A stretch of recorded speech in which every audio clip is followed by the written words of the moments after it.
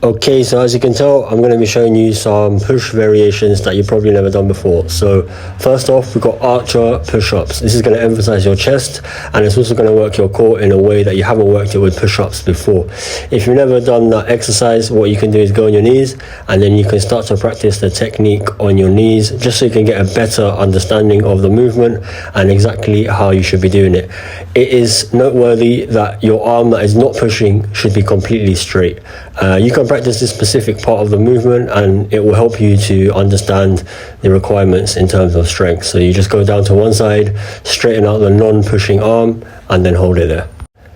The second push-up variation is going to emphasize your shoulders. What you want to do is bring your feet closer to your hands than you would in a regular push-up.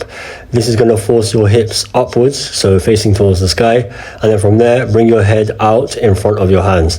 By doing this, you're going to emphasize your shoulders, and you want to stay on your toes. So if you think about going on your tiptoes, what's going to happen is the pressure of your body weight is going to shift forwards, which is exactly what we want. So we want to put as much pressure on our shoulders as possible, and eventually if you start to walk your feet up to your hands even more, your legs will actually float, and then you'll basically be doing a handstand push-up. Okay, so the third variation is going to be a pseudo planche push-up. So instead of doing a regular push-up, as you saw there, you're going to turn your hands outwards, which will allow you to lean forward without feeling any pain in your wrist, and then you're going to push from this position.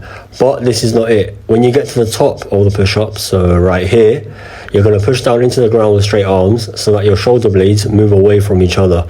This important detail is going to help you to develop more strength and protraction, so do not ignore it.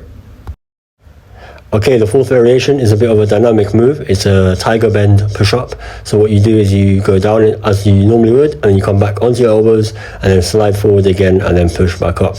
As I said, it's a dynamic movement, so you might want to practice first just doing the dynamic element of it, which is also the hardest part of the movement and what separates it from other push-up variations. So just practice going forward and then back up at the beginning.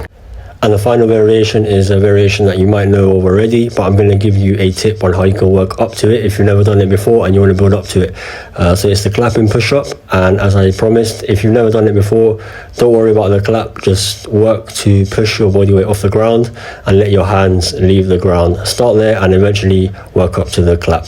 Subscribe and like if you enjoyed the video.